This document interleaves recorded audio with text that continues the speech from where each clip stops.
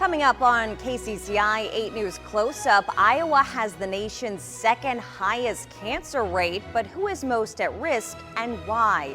KCCI gets the facts. The Democratic candidate for Iowa Secretary of Agriculture wants Iowa schools to serve more Iowa-grown food. We ask how his plan would work and what it would cost. And 1 year into leading Catch Des Moines, Trina Flack reflects on her biggest successes and shares what her team is working to bring to the Metro. You're watching KCCI 8 News Close Up. Good morning and thank you for joining us for KCCI 8 News Close Up. I'm Laura Terrell filling in for Amanda Rooker. Saturday marked World Cancer Day, and for years our investigative team has examined why Iowa has the nation's second highest cancer rate, sharing what we learn along the way. We've attended town halls across the state, hearing from experts, researchers, residents, and political candidates. But confusion remains about who is most at risk and what is driving the crisis.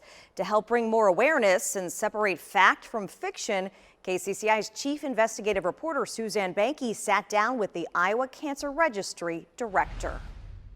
You and I have had some conversations, like multiple conversations in about the last 2 years. And some of those conversations have centered on some of the misinformation that's out there, or the questions that people are bringing to the 99 counties tour, which can be kind of normal everyday questions. And then there are some real interesting outliers. So we wanted to bring you here to help us help Iowans know what the facts are. When did Iowa's cancer rates start to rise? So we were kind of tracking along with the U.S. trends until about 2013. That was the inflection point where our rates started to rise. What's happened from 2013 to now in 2026? Yeah, unfortunately, Iowa's been one of the only states with a really consistently rising rate over these rolling 5-year time periods as we've gone forward. So we kind of remain one of the only states with a rising cancer incidence rate, and we rose to the number 2 spot in the rankings. And when did we rise? That was 3 years ago. Was that in 2023? Yeah, we've been in the top 10 since the 5-year period ending in 2017. Then we rose to number 3, and then we rose to number 2 in the last 3 periods ago. I've been to a couple of listening sessions with the Iowa Environmental Council, and I've been to those before, and I've listened in on the 99 county tours. And, you know, a question that came up a couple of times, even just in this last week, was why is this being called or being considered a cancer crisis now? I think people are hearing a lot about Iowa's high cancer rates in the news, social media. They're also hearing a lot about environmental risk factors, particularly here in the Des Moines area. People are hearing about things like watering bans and nitrates in the water. So I think there's just been a lot of attention focused in this area. At the Cancer Registry, our mission is really to be the go-to credible source for cancer information in the state, and to report that information out to Iowans in a way that's accessible and useful. So I would encourage people to go to our website, read the Cancer in Iowa report, attend one of our 99 counties meetings. In August, the report will go to the state from the team that's looking into the key drivers of cancer in Iowa project, and sort of inform yourselves and form your own opinions about how you view cancer in Iowa. What are the types of cancer that are most common in Iowa? The most common ones are prostate cancer, breast cancer, lung cancer, colorectal cancer, and melanoma of the skin. How do we compare in those 5 cancers compared to like the national averages? Yeah, I think we're in the top 15 rankings of almost every common cancer type, particularly rated high in melanoma. We have a high rate of melanoma and one of the fastest rising rates of melanoma in the country. Why does Iowa have rising cancer rates? This is an area of continued research and analysis, to be sure. Thankfully, much of the increase is driven by early stage screen detectable cancers like breast and prostate cancer, and also by melanoma. There's not a screening test for melanoma, but you can get it checked. Our screening rates are quite high in Iowa, which is good, but they're not increasing proportionally to our cancer rate increasing. So it's really unclear what's leading to the development and the detection of these early stage cancers that we're seeing. Also, it's important to remember that cancer can take decades to develop. So somebody who, smoking, for example, you could smoke for 30 years maybe before you would see the development of cancer. So back in the 90s, over a quarter of Iowans smoked. Now that's fallen to 13%, but we still see of those people who smoked back then, they could be developing their cancer now. You can add into the mix radon, which works together with smoking to cause lung cancer and is the #1 cause of lung cancer in non-smokers. You can also take that Iowa has not aggressively tried to reduce the smoking rate in a similar manner to other states, like using tobacco settlement dollars for cancer prevention programs and cessation programs, or raising the tobacco tax at regular intervals. Also, we have obesity and physical inactivity. The proportions of people who are obese and inactive are rising, and that contributes to cancers including breast, uterine, kidney, pancreatic, and stomach cancers. Iowa continues to have a very high binge drinking rate, which can contribute to cancers including breast, oral cavity, and pharynx, and possibly several other types of cancers. And of course, there are other risk factors being evaluated, such as nitrates, pesticides, or other environmental factors that, especially the ones that are unique to Iowa. Are there other factors that make Iowa stand out for cancer risk or a risk of diagnosis? We have a high rate of people who are insured and employed. We do not have any areas designated as persistent poverty areas. So when you combine an unfavorable risk factor profile with a favorable healthcare access profile, you get a higher cancer rate. Because to be in the cancer rates, you have to develop cancer and somebody has to find the cancer.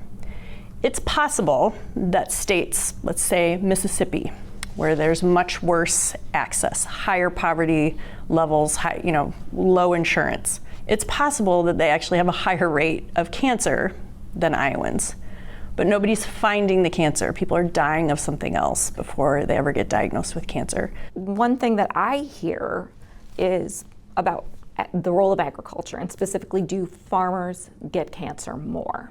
So the agricultural study found that Iowa farmers had 13% fewer cancers than the general population. This does not mean that pesticides do not cause cancer. And in fact, they identified several pesticides or agents that led to higher than expected cases of cancer in the most highly exposed of the farmers. But they did find that farmers reported drinking less and smoking less, which probably contributed to lower than expected cases of cancer. In addition, in order to be in the study, you had to be healthy enough to be a farmer who came in applying for your pesticide application license. And some people joke, well, farmers aren't as active in today's world as they were, decades ago. But you still have to be able to run a farm. You still have to be able to get up into a tractor. You still have to be able to do those things. And that sets you apart from a lot of Iowans who may be chronically ill and unable to do that type of work. So again, it's another example of you mix all this together. So even though they may have higher exposures in some areas like pesticides, or they're drinking from well water that has high nitrate levels, things like that.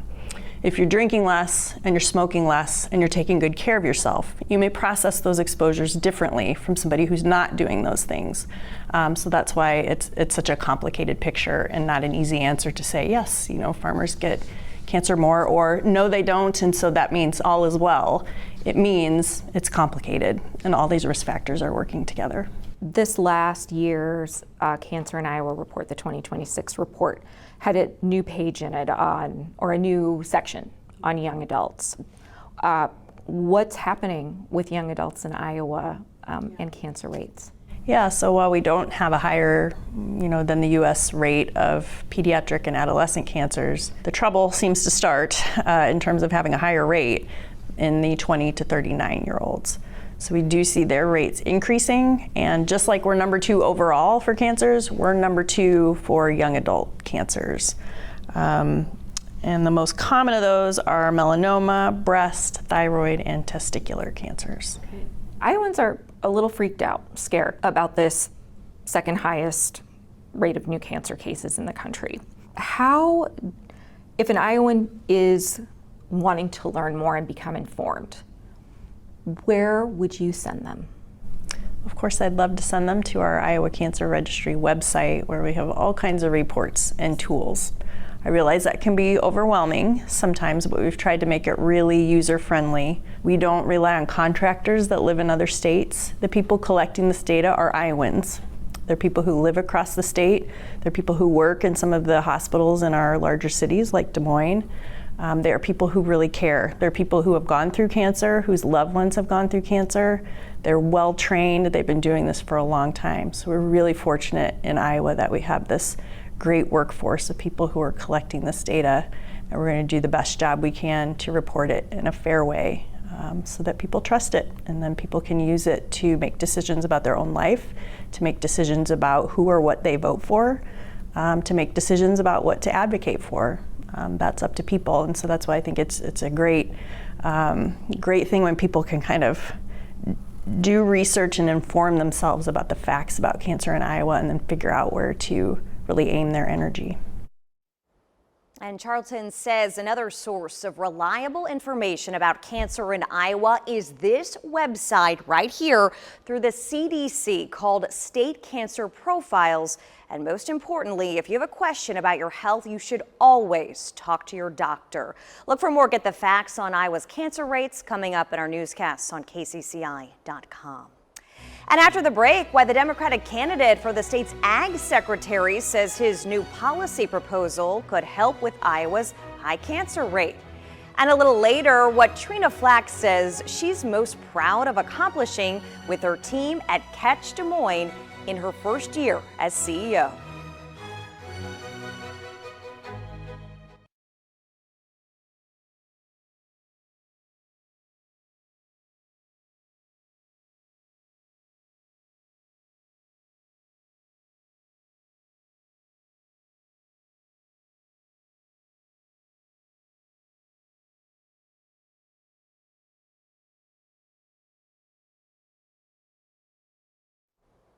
Welcome back to Close Up. Republican Mike Nag, Iowa's agriculture secretary for 8 years, faces Democrat Chris Jones in November. Jones is a research scientist and water quality expert.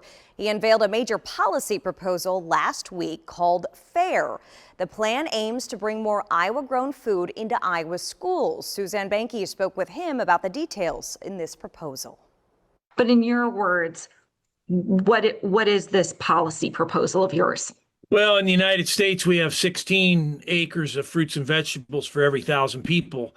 In Iowa, we only have 2 acres of fruits and vegetables for every 1,000 people. As a consequence, we import almost all our food. About 97% of what we eat in Iowa is imported, and I just think that's not a good thing in a place that's the best place on earth to grow things. And so let's develop some farmers, let's develop some local foods, let's develop some fresh foods that aren't awash in preservatives and pesticides. And I think this is an important issue for people in a state where the cancer rate is second in the United States. And so we need some policy here to make this happen, and that's what my plan is all about. And the amount that you're talking about investing is pretty significant. Could you talk about that a little bit? Well, it sounds significant. At $10 million is what I'm proposing. But when you consider that Iowans spend about $13 billion a year at the grocery store, we also have spent about $70 million for gas pumps at gas stations to deliver E10 and E15 fuel. Iowa taxpayers have paid $70 million for that. I don't think $10 million sounds unreasonable. And so this is an investment in our food system here that I feel strongly will improve the health of our citizens and will improve rural economies and be a real community builder as well. Why is this something that you wanted to propose at this point? Well, we know corn and soybean are some of our most polluting crops, especially corn. We know we can get much better environmental outcomes and much better water quality if we're growing something other than corn. And so we have 26 million acres of corn and soy here. We could feed our entire population with fruits and vegetables grown here with a very small fraction of that. And so why don't we do that? I think this can be viewed as a water quality improvement plan. If we can transition some corn acres into these vegetable crops, into orchard fruits and some other things that we can actually eat. Iowa used to be the #1 apple producing state, believe it or not, prior to World War I. We grew a lot of orchard fruit here, cherries, plums, pears, all of it. It all was grown here. We used to be the top honey producing state. We grew a lot of vegetables, potatoes, green beans, onions, all of it. We've grown it all here. If you can think of it, it can grow here, except for maybe citrus fruits. And so these are things that we could all grow here. They're higher value crops. We see farmers now are underwater for corn and soy. They're not making money. They need public support. There was a part of your policy that talked about building food infrastructure, right? Like usually when we hear that word, I think of public works, right? Roads, bridges, all of that. How would you build that food infrastructure, or how do you propose to do that? Well, there's lots of different types of infrastructure. There's built infrastructure, and so that might include transportation and refrigeration and these sorts of things. But there's also human infrastructure where you need people that are trained to do this sort of thing. You need economic infrastructure. You need some certainty for farmers that are going to grow these things. We've created all this certainty for corn and soybean farmers, largely through the renewable fuel standard, but through some other things. Fruit and vegetable farmers, they're going to need certainty too. And so we need infrastructure to create that certainty so they know they can make it from year to year and can produce this food profitably. KCCI reached out to Secretary Nagg's campaign, which highlighted his work to secure conservation and water quality funding, pass the Iowa Farm Act, protect animal health and the food supply, and launched Choose Iowa with more than $12 million in support. Nagg also secured $200,000 from the legislature this year to help schools buy food from Iowa farmers. When Close Up returns, I sit down for a candid conversation with the CEO of Catch Des Moines, why Trina Flack is encouraging locals to see the Metro through a visitor's eyes.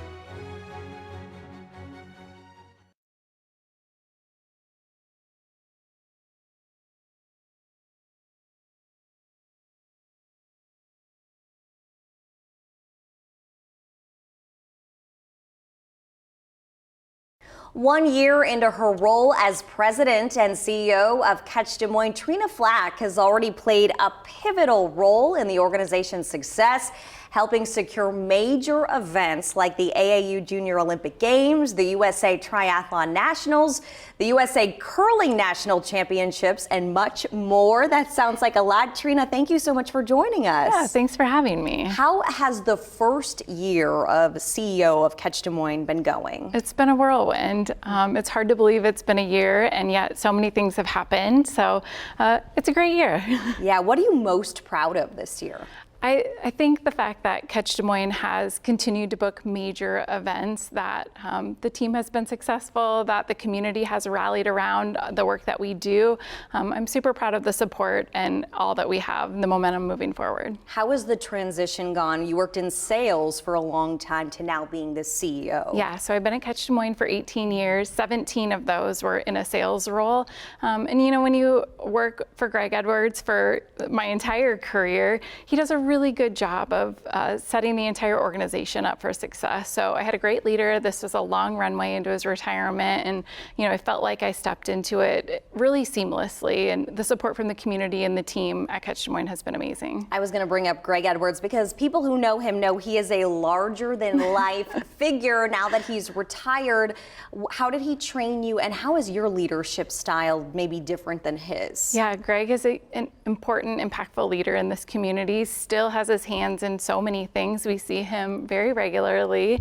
And his leadership style, I think some of that is where I'm at today. And he is inclusive, he communicates well, and I've tried to carry a good chunk of that into this role and carry his style and culture, with us at Catch Des Moines, but also try and infuse a little bit of my own. I have a journalism degree, so, working hard to make sure that everyone in the community knows who Catch Des Moines is, what we're doing, what the challenges are in front of us, and just, continue to storytell in the best way possible. Yeah, storytelling is so important in any industry.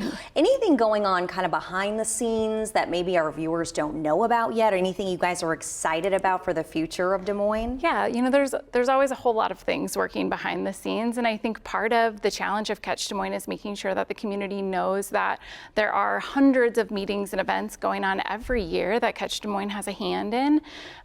Some of those are things like we just talked about losing NCAA men's basketball opening rounds for 27 and 28, and there's a whole lot going on behind that. And things like working to secure national speech and debate for future years, which is an event that we hosted in 24 and 25, and having a voice in destination development and how facilities and new things that are coming to the metro are constructed and how big they need to be. And the major thing would be like funding from a national, state, and a local level too. And in terms of all the events that do come to Des Moines, can you talk about how that affects the economy and the reputation of our city? Yeah, so Catch Des Moines represents the entire region. So that's 14 communities within Greater Des Moines. And it really takes all of our communities working together, whether that be that facility development, because the Mid-American Energy Recplex in West Des Moines is going to fill more than those West Des Moines hotels. The Iowa Event Center downtown has a major convention that's going to spill out into Ankeny and Urbandale too. And it takes all of us to compete as one big city, and those visitors have a huge impact on our economy. We learned in COVID that our community can't survive on locals alone, so the money that they spend in our hotels and our restaurants and our shops and attractions, it makes a huge difference throughout the entire region. What do you think makes Des Moines an attractive destination, and what do you guys do to kind of tell other cities like, hey, Iowa is great, come here? Yeah, so that's our whole job, right, is to go out throughout the country and tell the entire nation how great Des Moines is as a city. And, it's everything from how accessible our airport is to how easy it is to drive here, how safe we are and clean, how friendly our people are. And so it's all the basic things. I would encourage our residents to really look at our community as a visitor. And we have all the major attractions from the zoo and the Science Center, amusement park, casino, all the things that you would look for when you visit a major city. We have all of that here. And so again, it goes back to storytelling and making sure that the rest of the nation knows the kind of our special secret. And what is your biggest goal for next year, do you think? Oh, that's a great question. I think continuing the momentum, right? We've got our eye on a couple major citywide events. I think having that voice in destination development. And then I think kind of that not as glamorous, but really important piece of that funding and making sure that we are positioned like every other major city and state to compete for those major events. It takes dollars and it takes a whole lot of support to make all of these big things happen. Absolutely. Well, we thank you so much for what you're doing for the Des Moines Metro, and we thank you for being here. Trina Flack from Catch Des Moines, the CEO of 1 Year. You're doing great things. We'll be right back.